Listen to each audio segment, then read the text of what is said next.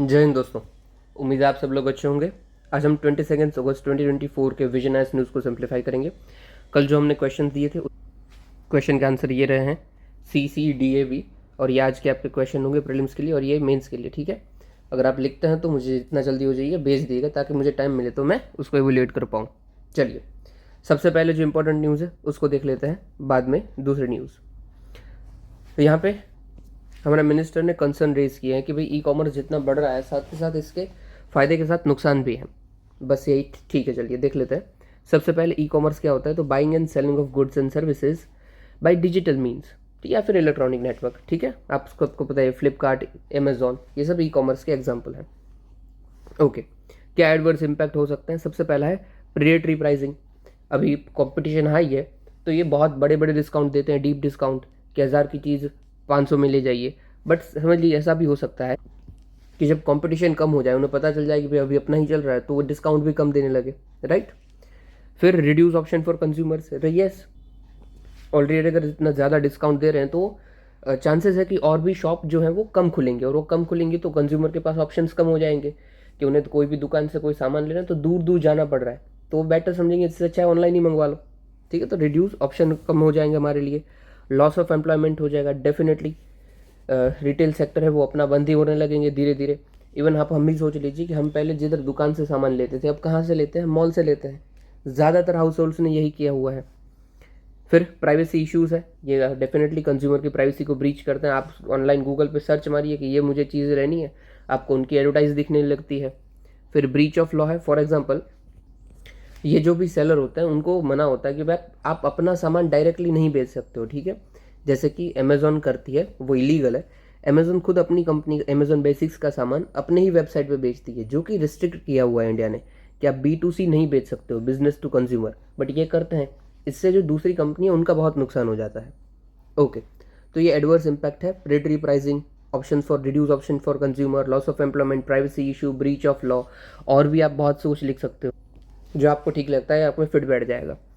Regulations क्या क्या है हमारे लिए, तो consumer protection rules, consumer protection act 2019 and consumer protection rules 2020। Okay, positive impact क्या क्या है? सिर्फ नुकसान ही नहीं हो रहा है, फ़ायदा भी हो रहा है। जैसे कि जो रिटेल सेल्स हम बोल रहे हैं कि कम हो जाएगी कम हो जाएगी, बट ऐसा कायदे से हो नहीं रहा है। ठीक है, खास इतना फ़र्क नहीं पड़ रहा है जितना हम मान रहे थे। तो ट्रेडिशनल रिटेल पे इतना फ़र्क नहीं पड़ा है, और जो ये ई कॉमर्स की रिटेल इंडस्ट्री है वो भी काफ़ी ज़्यादा बढ़ चुकी है। मतलब हम लोग वाली इंडस्ट्री, रिटेल वाली जो छोटे छोटे कंज्यूमर है, हम बोल रहे हैं कि 2018 से 30 तक ये 27% CAGR से बढ़ रही है, capital adequacy growth ratio. Okay, it also increase employment particularly for women. कैसे? तो जो छोटे मोटे प्रोडक्ट्स होते हैं वो सेल्फ हेल्प ग्रुप से आते हुए होते हैं, वो वुमेन, तो वुमेन का इनसे फ़ायदा हो जाता है। जैसे एक एग्जांपल लेता हूँ कि हमारे यहाँ पे एक ट्राइबल कम्युनिटी है, उनमें से कोई एक दिग्गज जन्मा और लेडी थी, और उन्होंने जो ट्रेडिशनल वर्क होता है ना, वो अपना वो कपड़े पे डिज़ाइन बनाते हैं, वैसा काम शुरू किया। और अभी वही ट्राइबल लेडीज़ का बिजनेस इतना अच्छा चल रहा है कि they are trading in millions. उनका एक्सपोर्ट भी होता है सामान। आप सोचिए अगर ई कॉमर्स नहीं होता तो वो कभी हो ही नहीं पाता, राइट। तो इसलिए फ़ायदा होता है। ओके, नेक्स्ट न्यूज़ देखते हैं। 4D printed artificial blood vessel. Okay, सबसे पहले तो 4D प्रिंटिंग क्या होती है? अगर देखो आपको पता नहीं है ना, जस्ट यूट्यूब पे सर्च करो कि 4D प्रिंटिंग, आपको पता चल जाएगा कैसे काम करती है। तो जैसे 3D में हमें 3 डायमेंशनल दिखना है ना, 4D में तो कायदे से बन के ही आ जाता है। ऐसे प्रिंटर होता है, वहाँ से इंक निकलती है और वो इंक सूख जाती है तो फिजिकल फॉर्म ले लेती है, राइट। वो होती है 4D प्रिंटिंग। अब यूट्यूब पे देख लेना, आपको ईजिली समझ आ जाएगा। ये भी देख लो, यहाँ पे बताया हुआ है कि इंक निकल रही है और सूख जा रही है। इट जस्ट लाइक कि सीमेंट जैसे निकल रही है वैसे प्लास्टिक निकलता है, और फिर आप जो भी शेप दे दो वो बन जाएगा, राइट। ओके, तो 3D प्रिंटिंग को और ऐड कर दो डायमेंशन तो वो इवॉल्व हो जाती है 4D प्रिंटिंग में। ठीक है, इससे बहुत कुछ बनता है, पेन, पेंसिल, मोबाइल कवर, हमारे कोई रैक बनाना है तो वो भी बन जाएगा। काम क्या आता है भाई? मेडिकल एप्लीकेशन है डेफिनेटली। समझ लीजिए किसी का कोई टिश्यू टूट गया तो आप टिश्यू बना सकते हो, ऑर्गन रीजनरेट कर सकते हो। It's huge. ये 4D प्रिंट जो आप यूट्यूब पे देखो तो वो तो प्लास्टिक होगा, बट ये हाई लेवल पे बहुत अच्छा होता है। फिर सॉफ्ट रोबोटिक्स में ये हमें काम आ सकता है कि आपको कोई खिलौना बनाना है या फिर एक्चुअल जो रोबोटिक्स बनाना है उसमें ये आपको काम आ सकता है। एरोस्पेस में हमें काम आ सकता है, ड्यूरेबल आइटम्स हम बना सकते हैं। ठीक है, जिसका एग्जांपल है नितिनॉल एलॉय मैन्युफैक्चरिंग। नहीं पता है, इन शॉर्ट नहीं ज़रूरत है जानने की, अलॉय है इन शॉर्ट।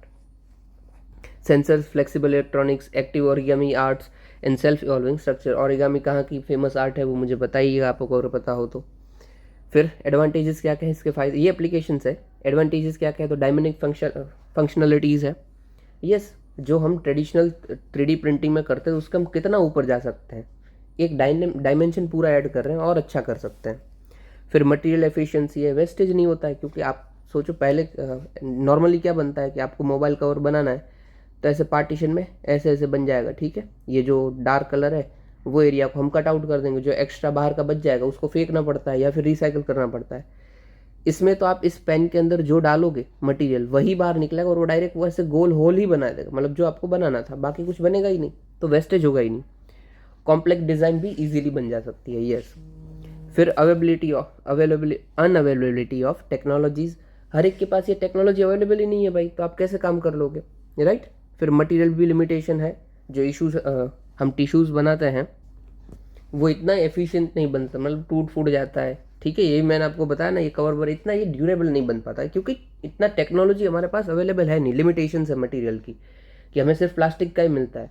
हालांकि ज़्यादा पैसे डालो तो ज़्यादा मिल जाएगा, बट ठीक है, तो आपको पता चल जाएगा राइट कि 4D प्रिंटिंग क्या है, इतना ही काफ़ी है। ओके, ये थोड़ा सा इंपॉर्टेंट है, प्रीलिम्स बेस्ड इंपॉर्टेंट है, मेंस में अभी तक क्वेश्चन। हाँ देखो, अभी ये जो 3D प्रिंटिंग था वैसे PYQ पूछा गया ऑलरेडी, 3D के ऊपर PYQ था, फिर लेज़र प्रिंटिंग के ऊपर था, फिर DNA प्रिंटिंग के ऊपर था, तो UPSC ऐसा पूछता है राइट। और जो ऊपर हमने देखा ये 2015 का ई-कॉमर्स से क्वेश्चन एक आया हुआ है मेंस में।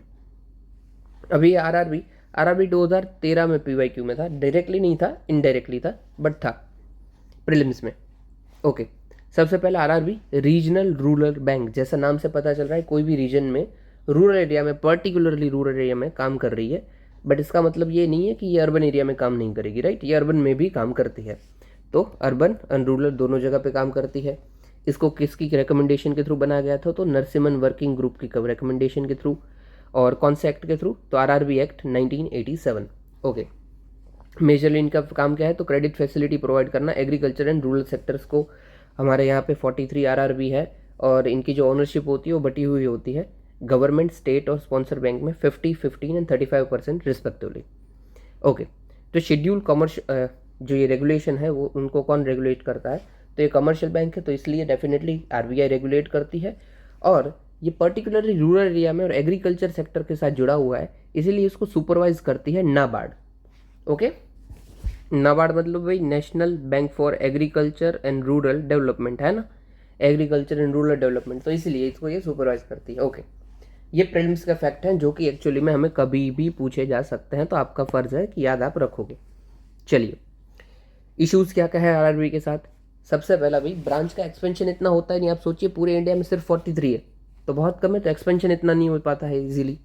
फिर जो डिपॉजिट है वो भी डिफिकल्ट है क्योंकि इसमें PSL मैंडेटरी किया हुआ है, हर जगह पे होता है, बट इसका हाई है।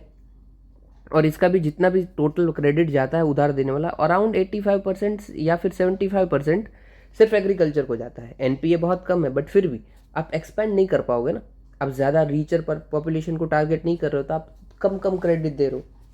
ओके फाइन, ठीक है, चलो। डिपॉजिट मोबिलाइजेशन कम है उनका। फिर इश्यूज विथ ह्यूमन रिसोर्सेज, यहाँ पे इनके पास टैलेंटेड पूल इतना आता नहीं है। फिर लोन्स बाय कमर्शियल बैंक्स, तो कमर्शियल बैंक्स इससे कम इंटरेस्ट पे लोन देती होती है व्हीकल सेक्शन को, तो इनसे कोई क्यों लेगा, राइट। ओके, ये इश्यूज हो गए आरआरबी के।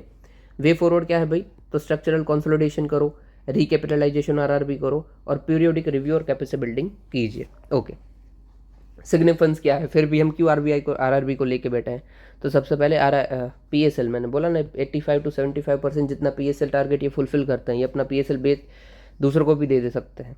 फिर एग्रीकल्चर रूरल डेवलपमेंट के लिए ज़रूरी है, एम्प्लॉयमेंट के लिए, सभी को मोबिलाइज करने के लिए, मनरेगा में भी ये काम आते हैं, मनरेगा वेजेस इनके थ्रू दिए जाते हैं। फिर डिजिटल बैंकिंग फैसिलिटी प्रोवाइड करने के लिए इन एरियाज़ में, और सोशो इकोनॉमिकल जस्टिस के लिए। ओके, सब जनरल पॉइंट है, आपको ऐसे भी आ जाएंगे प्रैक्टिस के बाद, ठीक है।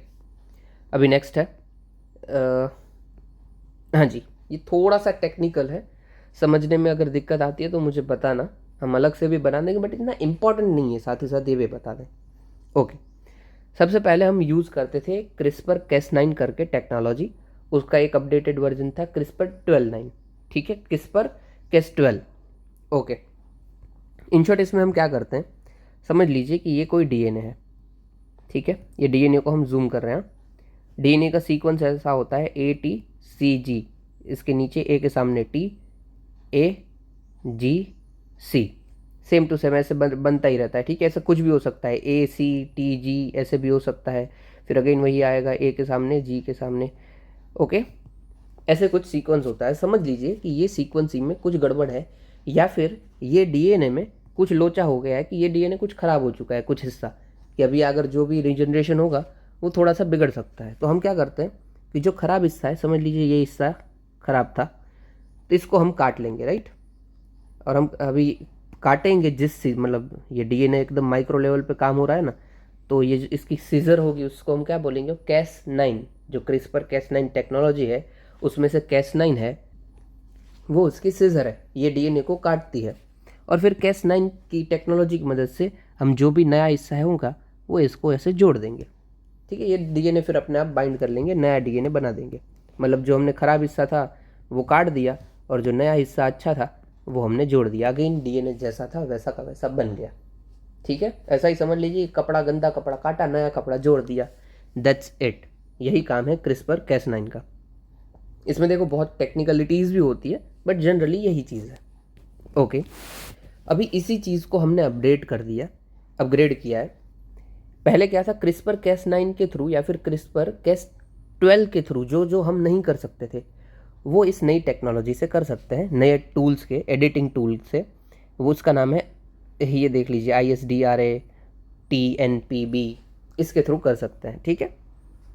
ओके, इसमें आपको इंपॉर्टेंट क्या चीज़ याद रखनी है, जो जो नया आया है TNPB, मतलब इसी का पार्ट है, इसके अंदर अमीनो एसिड बहुत ही कम होते हैं, ठीक है। और अमीनो एसिड कम होने का फ़ायदा क्या है कि जितना अमीनो एसिड कम होगा ना, उतना ही आपका जो काम है वो और स्पेसिफिक रहेगा, स्टेबल रहेगा और इजी रहेगा, ठीक है। In short, come amino acid मतलब अच्छा काम, दैट्स इट। जो क्रिस्पर Cas9 और 12 थे उसमें 1000 से 1300 तक अमीनो एसिड्स रहते थे, मतलब समझ रहे हो ना। अभी इसमें 300 से 350 है, अराउंड 1000 जितने कम हो जा रहे हैं, तो हमारी टारगेट डिलीवरी बहुत अच्छी हो जाएगी और अच्छा हो जाएगा, ठीक है। अभी जीनोम एडिटिंग में हम क्या करेंगे, तो जैसे जैसे मैंने आपको इधर एग्जांपल में बता दिया, वैसे ही जो ये टेक्नोलॉजी हमने वो कहाँ से लिए, तो भाई एक बैक्टीरिया है डाइनोकोकस रेडियोड्यूरेंस, यहाँ से ये हम टेक्नोलॉजी ले रहे हैं। ओके, एक सेकंड, हाँ। और ये बिलोंग टू कौन सी फैमिली से बिलोंग करता है, तो ट्रांसपोपन, ये नहीं काम का है, ट्रांसपोसन्स एंड जंपिंग जीन्स जिसको बोलते हैं, उधर से काम करता है, ठीक है, ठीक है। मेन आपको यही याद रखना है, ये हम बैक्टीरिया से ले रहे हैं, इसके अंदर अमीनो एसिड कम होते हैं। फ़ायदा क्या हो जाएगा ये, तो भाई जो मैंने ऊपर बताया, यूनिक रीजन को जो हमें टारगेट करना है वो हम कर पाएंगे। फिर हम फ्यूजन प्रोटीन भी कर पाएंगे। फ्यूजन प्रोटीन क्या होता है भाई, दो प्रोटीन को, सॉरी प्रोटीन नहीं, जीन्स, और दो जीन्स को हम जॉइंट कर रहे हैं। समझ लीजिए, इसी एग्जाम्पल को इधर देख लीजिए, ठीक है। ये हिस्सा इधर का था, ये इधर का था, समझ लीजिए ये हिस्सा ख़राब हो गया, ठीक है, ये GC वाला। अभी ये दोनों देखो बने थे तो अलग अलग रीजन के लिए, रहने के लिए ना, बट अभी इस टेक्नोलॉजी का हम यूज़ करते इसको इधर जोड़ सकते हैं। अगर ये ख़राब है तो इसको निकाल दो और डीएनए में से ही निकाल के दूसरे को जोड़ दो, ठीक है। समझ आया तो ठीक है, बाकी कोई बात नहीं है। देख लीजिए, by joining a 2 or more genes that originally coded for different separate protein, मतलब ये किसी और के लिए बनाया हुआ था जीन, और हम यूज़ किधर और के लिए भी कर रहे हैं। मतलब समझ लीजिए हाथ के कोई जीन्स थे और उसका कुछ काम आया तो हमने उसको पैर में भी लगा दिया क्योंकि फिट बैठ रहा था, तो ये फ्यूजन प्रोटीन बना सकता है। फ्यूजन का मतलब ही क्या होता है, दोनों को मिला देना ना, बस। तो ये कर रहा है। इसमें बोथ टाइप ऑफ जीन्स हम देख लेते हैं, मोनोकॉट्स और dicots. Okay, sorry, both types of plant, monocots और डाइकॉट्स। ओके, इन शॉर्ट क्या है भाई, जीन एडिटिंग टेक्निक को और मॉडिफाई किया है और अच्छा किया है, जिसका नाम है ये कुछ अटपटा नाम है, ISDRA TNPB। ओके, इसमें अमीनो एसिड कम होते हैं और ये फ्यूजन प्रोटीन क्रिएट कर सकता है, और दोनों टाइप के फ्लावर प्लांट्स में ये चलता है, मोनोकॉट्स और डाइकॉट्स, ठीक है। चलिए, फिर ऊपर की न्यूज़ देख लीजिए, वो बाद में देखेंगे। तो भाई Kakrapar nuclear power plant start हो चुका है अपनी फुल कैपेसिटी के ऊपर। फुल कैपेसिटी 4th यूनिट है उसका। देखो अलग अलग यूनिट होते हैं, ये एक यूनिट है, ये दूसरा यूनिट है, ये तीसरा है, ये चौथा है, फिर पूरा मिलके हम बताते हैं पावर प्लांट बन चुका है। आपने देखा ही होगा ना, ऐसे बड़ी सी टनल तो नहीं, ऐसा रीजन होता है, यहाँ से धुआं धुआं निकलता होता है, यही होता है न्यूक्लियर पावर प्लांट। ठीक है, ओके। ये प्रेशराइज्ड हैवी वाटर रिएक्टर से बना हुआ है। इसके अंदर नेचुरल यूरेनियम फ्यूल की तरह यूज़ होता है और हैवी वाटर मॉडरेटर की तरह यूज़ होता है। ठीक है, समझा देते हैं हल्का फुल्का मैं आपको। यूरेनियम से हम एनर्जी लेते हैं, फ्यूल है इसलिए। और अभी इतना ये एरिया गर्म हो जाता है ना, तो हम वाटर को यूज़ करते हैं ताकि वो थोड़ा सा कूल रहे, कूलेंट की तरह रहे, मॉडरेट रहे। Okay, that's it. अभी यही क्वेश्चन पूछा गया था शायद 18 में या फिर 17 में, इसी 3 में से एक में पूछा गया था कि प्रेशराइज हैवी वाटर रिएक्टर कैसे काम करता है। ऑलरेडी 2-3 बार इनडायरेक्टली भी न्यूक्लियर से क्वेश्चन आ गए हैं, मेंस में भी आया है, प्रीलिम्स में भी। ओके, देख लीजिए सबसे पहले थर्मल मार्जिन, ये हमने शुरू कर दिया। इससे हम थर्मल मार्जिन के इशू को एड्रेस कर देते हैं। थर्मल मार्जिन क्या होता है भाई? कोई भी एक्सटेंट है किसी का कि वो भी इतने टेम्परेचर तक काम कर सकता है। समझ लीजिए कि कोई 100 टेम्परेचर तक, सेल्सियस तक मस्त काम कर सकता है। अभी 100 पे काम कर रहा है, सॉरी 100 पे इसका मैक्सिमम काम है और ये काम कर रहा है 80 पे। तो जो थर्मल मार्जिन है वो कितना रहा? सिर्फ 20, कि उसकी जो मैक्सिमम कैपेसिटी है उसका रेशियो, और ये किस पे एक्चुअली काम कर रहा है टेम्परेचर पे, उसका रेशियो, उसको हम बोलते हैं थर्मल मार्जिन। मतलब मार्जिन कितना बच रहा है, ये जितना कम होगा उतना ये अच्छा होगा। ठीक है, अभी के लिए ये इशू चल रहा था, ये हम सॉल्व कर रहे हैं, सॉल्व हो गया है। ओके, और क्या क्या भाई इंपॉर्टेंट है? देखो ये तो नॉर्मल बात है, हल्का फुल्का ऐसे ही उड़ा देता हूँ मैं, कि भाई प्रेशर ट्यूब हमें थिन वॉल्ड यूज़ करनी है ताकि लोअर सिविरिटी हो जाए एक्सीडेंट रप्चर की। फिर पैसिव डीके हीट रिमूवल, कि जो यूज़ करने के बाद जो कचरा बचता है भाई उसको हमें हटा देना है। ठीक है, ठीक है, उससे क्या फ़ायदा मिलता है? तो भाई डिज़ास्टर की आप कमी, डिज़ास्टर कम हो सकते हैं उससे, क्योंकि उससे क्या होता है कि भाई वही एरिया में ज़्यादा पड़ा हुआ है तो उससे ज़्यादा हीट हो जाएगी। ठीक है, क्योंकि यूज़ तो है तो हीट हो सकती है। फुकुशिमा डिज़ास्टर कुछ इसी तरीके से हुआ था, जान दीजिए, ये सब हमारे काम का नहीं है। फिर स्टील लाइन कंटेनमेंट रखिए, कंटेनमेंट स्प्रे सिस्टम रखिए। ओके ओके, ठीक है, जनरल बातें हैं, आप बहुत कुछ लिख सकते हो। हमारा इन शॉर्ट काम का ये है 3 स्टेज न्यूक्लियर प्रोग्राम, ये पूछा जा सकता है और ये ज़रूरी भी है, बहुत न्यूज़ में है। देखिए, जो हमारे न्यूक्लियर पावर प्लांट है ना, हम उसको यूज़ तो करते हैं, but 3 stage nuclear power program में हमने रिवोल्यूशनराइज तरीके से यूज़ करने का सोचा है। कैसे हम यूज़ करेंगे? तो सबसे पहले stage 1 pressurise heavy water reactor है, उसके अंदर हमने यूरेनियम डाला। यूरेनियम, नेचुरल यूरेनियम हम यूज़ करेंगे। इधर देख लीजिए, एक सेकंड में पेन बदल लूँ। ये हम नेचुरल यूरेनियम यूज़ करेंगे और 0.7% तक ही जो यूरेनियम होगा, यूरेनियम 235 यूज़ होगा, बाकी का 99.3% होगा वो आगे चला जाएगा और वो कन्वर्ट हो जाएगा प्लूटोनियम में। ठीक है, प्लूटोनियम में वो कन्वर्ट हो जाएगा। ओके, तो ये फर्स्ट स्टेज खत्म हो गया इधर। ये फर्स्ट स्टेज में हमने यूरेनियम डाला, उसको यूज़ किया, फिर जो उसमें से बचा उसको हमने प्लूटोनियम में कन्वर्ट हो गया और आगे भेज दिया। अभी ये फर्स्ट स्टेज इधर खत्म हो चुका है, अभी सेकंड स्टेज शुरू हुआ। तो सेकंड स्टेज के अंदर अगेन हम जो प्लूटोनियम जो बचा हुआ था उसको यूज़ करेंगे सारा का सारा, और यूरेनियम 238 होगा उसको भी यूज़ करेंगे। एक हद तक ये एनर्जी एक हमारे साथ बढ़ जाएगी, इकट्ठी हो जाएगी। बाद में हम इस सेकंड स्टेज में इंट्रोड्यूस करेंगे थोरियम को। ठीक है, थोरियम 232। ओके, फिर इसको भी हमने पूरा का पूरा यूज़ कर लिया। फिर ये थर्ड स्टेज के लिए गया। अभी थर्ड स्टेज में क्या बचा है? तो थोरियम जो हमने डाला था वो यूज़ होगा और जो यूरेनियम होगा वो यूज़ होगा। मतलब तीनों में इन शॉर्ट यूरेनियम तो यूज़ होगा ही होगा, बट जो जो एक्स्ट्रा चीज़ें बचती जा रही है उसको भी हम नेक्स्ट में यूज़ करते जा रहे हैं। फिर थोरियम और यूरेनियम यूज़ हो जाएगा और फिर वो भी ख़त्म। मतलब समझ लीजिए यहाँ पे हमने नेचुरल यूरेनियम डाला था, फिर सेकंड स्टेज में पहुँचे तो जो यूरेनियम चेंज हो गया था प्लूटोनियम में। सेकंड स्टेज में हमने प्लूटोनियम प्लस यूरेनियम यूज़ किया और फिर हमने ऐड किया थोरियम। ठीक है, 3 ऐड हो जाएंगे। फिर हम आगे बढ़े, अभी तीसरे स्टेज में हमने थोरियम प्लस यूरेनियम को यूज़ किया और काम अपना ख़त्म। ठीक है, तो यूरेनियम से स्टार्ट हुआ, यूरेनियम पे ही ख़त्म इन शॉर्ट। बट ये यूरेनियम अलग अलग होता है। देखो यूरेनियम कैसे बदलते हैं, यूरेनियम के अलग अलग आइसोटॉप है। यहाँ पे देख लीजिए आइसोटॉप। अभी आइसोटॉप क्या होता है? तो किसी भी एटम के अंदर उसका जो न्यूक्लियाई होता है उसके अंदर अलग अलग प्रोटॉन और न्यूट्रॉन होते हैं। देखो समझना है तो कोई बात नहीं, ऐसे ही बता रहा हूँ। प्रोटॉन न्यूट्रॉन होते हैं। अभी इस न्यूट्रॉन की संख्या बदल सकती है, किसी के अंदर भाई 5 है, किसी के अंदर 10 है, अलग अलग, ठीक है। वैसे ही ये जो भी आइसोटॉप्स है ना, इन सब के अंदर अलग अलग नंबर्स हैं न्यूट्रॉन्स के। जैसे भाई यूरेनियम 238 है, 238, इसके अंदर अराउंड 146 जितने न्यूट्रॉन्स होते हैं। फिर यूरेनियम 236 है, जिसके अंदर 144 जैसे होते हैं, मतलब अलग अलग होते हैं। इसीलिए एक ही यूरेनियम के डिफरेंट पार्ट्स होते हैं कि भाई यूरेनियम 235, यूरेनियम 238, ठीक है। तो इसीलिए हम यहाँ पे शुरू करते हैं ना, वो 235 से शुरू करते हैं, फिर 235 यूज़ हो जाता है, उसके बाद यूरेनियम 238 यूज़ होता है, और आखिरी में जो यूज़ होता है वो होता है यूरेनियम 233। ओके, अभी देखो एक चीज़ मार्क करो कि 233 सबसे आखिरी में हमें मिल रहा है।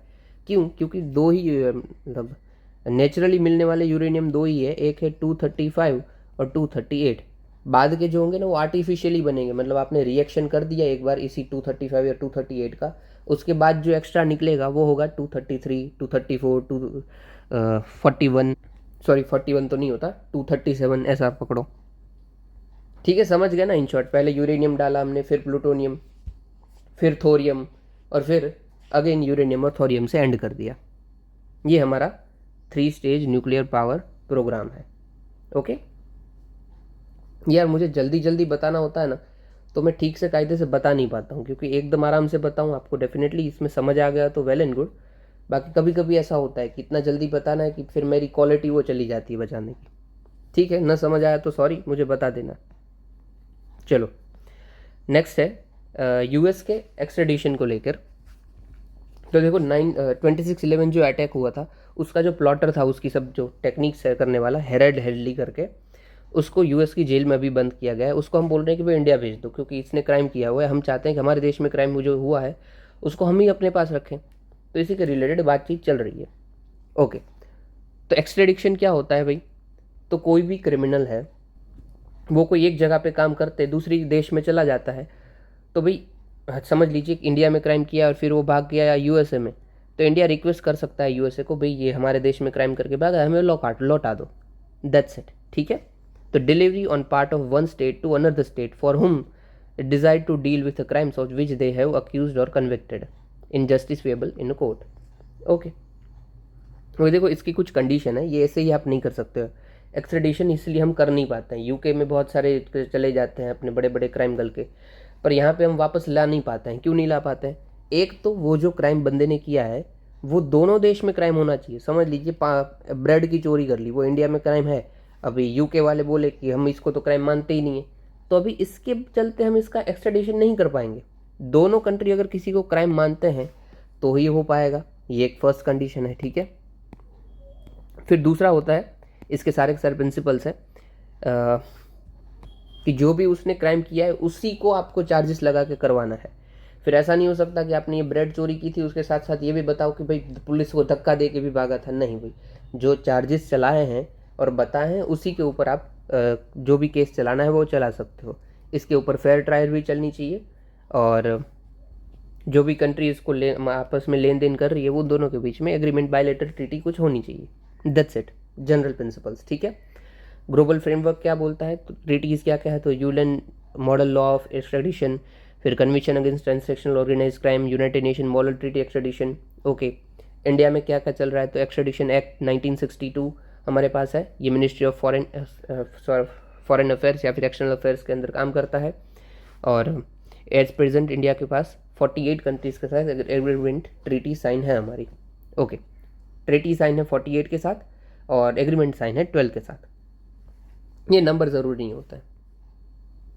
ओके, अभी के लिए एक्सट्रेडिशन किसका चल रहा है, ये तो हेरेडिटी की तो बात हटा दो आप, हम दूसरा किसका नहीं कर पा रहे, main famous personality Vijay Mallya. हम चाहते हैं कि वो यूके की जेल में, हम चाहते हैं कि वो इधर आ जाए, बट नहीं आ पा रहा है, बहुत कुछ दिक्कत है। ठीक है, चलिए, मैं उम्मीद करता हूँ यार ठीक से समझ आ गया। अगर आपको आया नहीं ना तो प्लीज़ मुझे नोटिफाई कर दीजिए कि यार ये आर्टिकल ठीक से नहीं बताया, क्योंकि कुछ कुछ जल्दी में बताना होता है ना, मैं बता नहीं पाता हूँ। अभी शॉर्ट न्यूज़ है, वाटर स्प्राउट देख लीजिए, कुछ ऐसा दिखता है, ये बाउंडर टाइप आपको दिखता है। ये होता क्या है, तो सेम जैसे मैंने बाउंडर बोला, बाउंडर जैसा ही होता है, बट वो पानी से भरा हुआ होता है, ठीक है, पानी से भरा हुआ ऐसे ऐसे गोल गोल घूम रहा होता है टॉर्नेडो को जैसे, वही है वाटर स्प्राउट।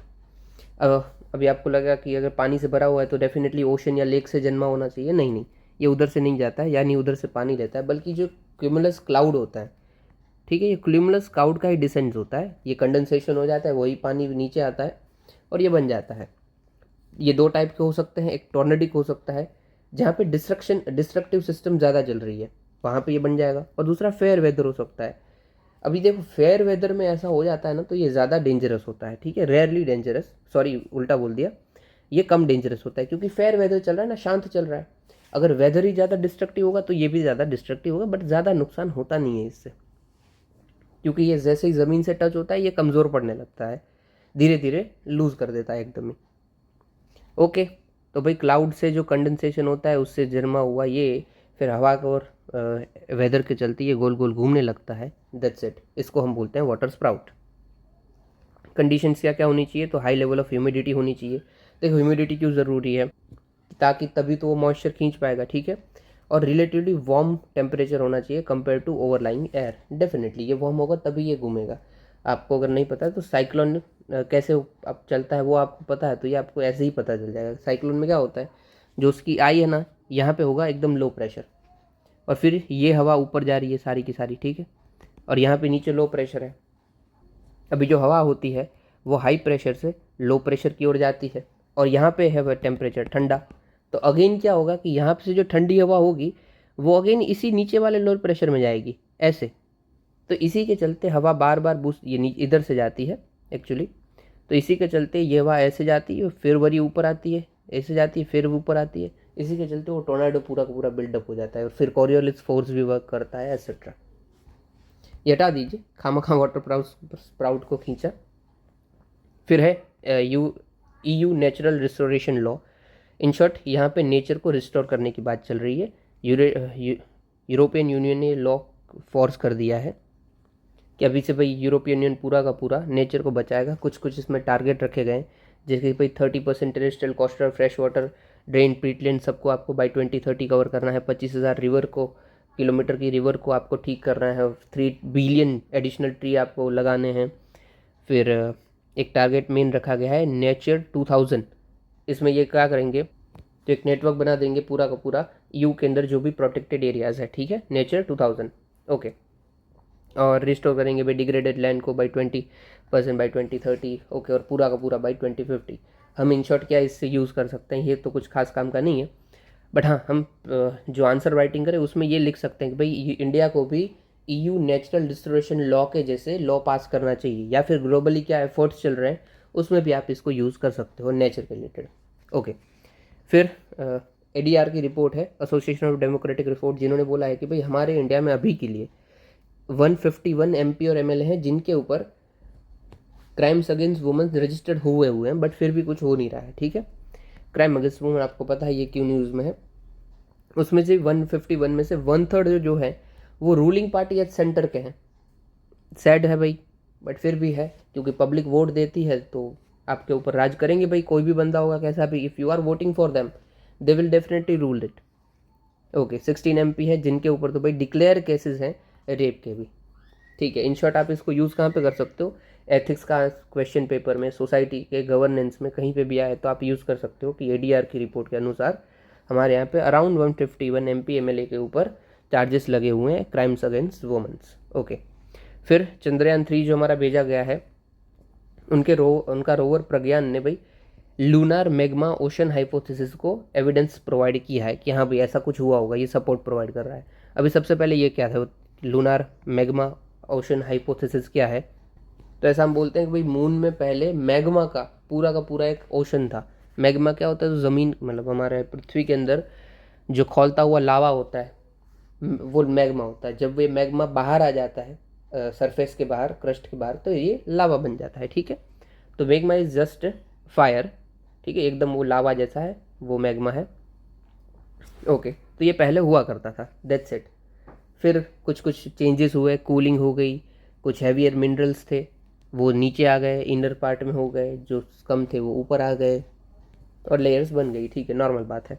इन शॉर्ट आपको यही पूछा जाएगा लूनर मैग्मा ओशन हाइपोथेसिस क्या है, तो यही है कि पहले यहाँ पे कोई मैग्मा का ओशन हुआ करता था। ये चंद्रयान 3 के रोवर प्रज्ञान ने ये सॉल्व कर लिया है, सॉल्व क्या उसकी इस थियोरी को सपोर्ट दिया है। फिर है टेराहर्ट्ज वेव्स। देखो सबसे पहले यही देख लीजिए, ये है इलेक्ट्रोमैग्नेटिक स्पेक्ट्रम। इसको हम याद कैसे रखेंगे, GXUVIR, या ठीक से नहीं लिखा मैंने, GXUVIR, ठीक है। अब ये जो IR है ना, उसके बीच में आपको याद रखना है कि उसके बीच में हम माइक्रोवेव लिख देंगे, ठीक है। GXUVIR ऐसे ही आपको याद करना है, GXUVIR। अभी जो G है गामा रेज, उसकी फ्रीक्वेंसी सबसे ज़्यादा होती है। फ्रीक्वेंसी क्या होती है, देखो ये एक बार आया, ये एक राउंड खत्म हुआ, उसके तुरंत ही सेकंड में ये दूसरा राउंड, मतलब एकदम नज़दीक नज़दीक जो इसकी वेवलेंथ है वो एकदम नज़दीक है, फ्रीक्वेंट है, मतलब लगातार है, मोर फ्रीक्वेंट है। और लेस फ्रीक्वेंसी क्या होगी, तो भाई ये लेस फ्रीक्वेंट है कि एक बार आई फिर दूसरी बार आते आते बहुत देर लग गई, तो ये लेस फ्रीक्वेंट है, ठीक है। तो जिसकी भी वेवलेंथ ज़्यादा उसकी फ्रीक्वेंसी कम, और जिसकी वेवलेंथ कम मतलब दो वेव के बीच में का गैप कम, उसकी फ्रीक्वेंसी ज़्यादा, ठीक है। आप ये समझ रहे हो कि ये वेवलेंथ ज़्यादा है तो फ्रीक्वेंसी कम है, ये देखो फ्रीक्वेंसी ज़्यादा है तो वेवलेंथ कम है, ओके। अभी जो गामा रेज होती है वो ज़्यादा पावरफुल होती है और रेडियो वेव्स होती है वो कम पावरफुल होती है, ओके। ये सारी की सारी रेज की टाइप्स देख ली। ये देखो PYQ में 2 बार पूछा गया है, 23 में भी पूछा था, 24 में भी पूछा था। डायरेक्टली इलेक्ट्रोमैग्नेटिक स्पेक्ट्रम नहीं पूछा था, बट इनसे रिलेटेड पूछा था कि भाई अर्थ कौन सी रेज इमिट कर रहा है, सन से कौन सी रेज आ रही है, वैसे करके। अभी जो टेराहर्ट्ज हमारी है वो इलेक्ट्रोमैग्नेट के में पड़ती है माइक्रोवेव और इंफ्रारेड के कुछ बीच में, ठीक है। यहाँ पे माइक्रोवेव और रेडियो वेव के बीच में ये टेराहर्ट्ज की वेव्स पड़ती है, दैट्स इट। इतना ही याद रखना है। काम हमें कहाँ पे आएगा, तो स्पेस में काम आएगा, शॉर्ट रेंज कम्युनिकेशन में, सिक्योरिटी एप्लीकेशन में, बायोमेडिकल इमेजिंग में, दैट्स इट। इसकी जो फ्रीक्वेंसी है वो क्या रहती है, तो 0.1 to 10 terahertz, okay. Frequency definitely कम ही है ना यार, देख लीजिए अगर यहाँ पे वो तो उसकी फ्रीक्वेंसी कैसी होगी आप खुद ही इमेजिन कर सकते हो, ओके। फिर है इंटरनेशनल क्रिमिनल कोर्ट। ये भाई जुडिशियल इंडिपेंडेंट जुडिशियल बॉडी है, कोई भी इंटरनेशनली कोई क्राइम हो रहा है तो आप इसमें जा सकते हैं। ये कौन कौन से क्राइम को डील करता है, तो जेनोसाइड को, crime against humanity, war crimes और क्राइम ऑफ एग्रेशंस। जेनोसाइड में अभी अभी अफ्रीका ने भाई इसराइल को अक्यूज़ किया था कि ये जेनोसाइड कर रहे हैं उधर। फिर वॉर क्राइम्स के अंदर रशिया के व्लादिमीर पुतिन भी आ गए थे कि ये वॉर क्राइम्स को कर रहे हैं रशिया वाले, ओके। क्या ये UN का पार्ट है, डेफिनेटली नॉट, ये UN का पार्ट नहीं है। UN का पार्ट है इंटरनेशनल कोर्ट ऑफ जस्टिस, ये है इंटरनेशनल क्रिमिनल कोर्ट। ये दोनों सिमिलर लगते हैं इसलिए थोड़ा ध्यान से करना है, ओके। इसके भाई इसको किसके अंदर से पावर मिलती है, गवर्न कौन करता है, तो रोम स्टेट्यूट करता है, जिसको नेगोशिएट करके बनाया था UN के अंदर ही, okay. In negotiation with UN। इसके कौन कौन मेंबर हैं, बहुत सारे हैं, बट कौन नहीं है वो देख लीजिए। मेन कोई भी नहीं है, इंडिया नहीं है, रशिया नहीं है, चाइना नहीं है, US नहीं है, तो बचा ही कौन भाई। और ये क्यों नहीं होते हैं, क्योंकि सोचिए आप अपनी सॉवरेनिटी किसी एक बॉडी को क्यों दोगे। तो सोचिए हमारे यहाँ के कोई मिनिस्टर को ट्रायल कराया जा रहा है इंटरनेशनल क्रिमिनल कोर्ट में, it is not at all gonna work, right. इसीलिए हम इनके मेंबर नहीं हैं। क्या देखना था, तो इंडिपेंडेंट है, UN की बॉडी नहीं है और ये लोग मेंबर भी नहीं हैं इनके। फिर है हैफ्लिक लिमिट। देखिए हमारी बॉडी के अंदर बहुत सारे सेल्स है, राइट, और ये सेल्स लगातार डिवाइड होते रहते हैं। ये एक सेल है, फिर ये जाके आगे डिवाइड होगा 2 में, फिर ये और डिवाइड होंगे, तो ऐसे सेल डिवीजन होता रहता है। ऐसे करके एक लियोनार्ड हैफ्लिक करके बंदे थे, उन्होंने एक लिमिट बता दी कि भाई कोई भी सेल है ना वो इतनी लिमिट तक डिवाइड होता रहेगा और बाद में बंद हो जाएगा, उसी को हम बोलते हैं हैफ्लिक लिमिट, ठीक है। Times of cell population can divide until it attains a cycle of arrest, मतलब बंद हो जाएगा, ठीक है। इसी के चलते इन्होंने भाई सबका बताया था और इससे अंदाज़ा लगाया था कि भाई हैफ्लिक लिमिट के अनुसार जो ह्यूमन है वो कुछ भी डाइट कर ले या एक्सरसाइज कर ले, कुछ भी कर ले, उसका ज़्यादा से ज़्यादा 125 ईयर्स तक लाइफ स्पेन हो सकता है, क्योंकि सेल का जो एक्सपेंशन इसी तरीके से होता है, एक टाइम पे वो लिमिट आ जाएगी। ये उनकी थियरी है, ठीक है, कि बियॉन्ड दिस कोई भी अमाउंट ऑफ डाइट या जेनेटिक ट्वीटिंग ये वो ह्यूमन का लाइफ स्पेन एक्सटेंड नहीं कर सकती है, ओके। फिर ये भी डिपेंड्स करती है किसके ऊपर, तो लेंथ ऑफ क्रोमोसोमल टीलोमीर्स क्या है।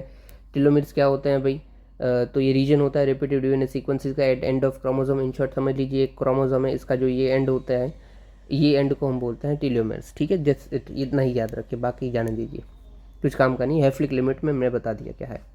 फिर है global finance central bank report. ये रिपोर्ट ने लगातार दूसरी बार हमारे जो आरबीआई के गवर्नर है उनको A+ रेटिंग दी है कि भाई बहुत बढ़िया काम कर रहे हो।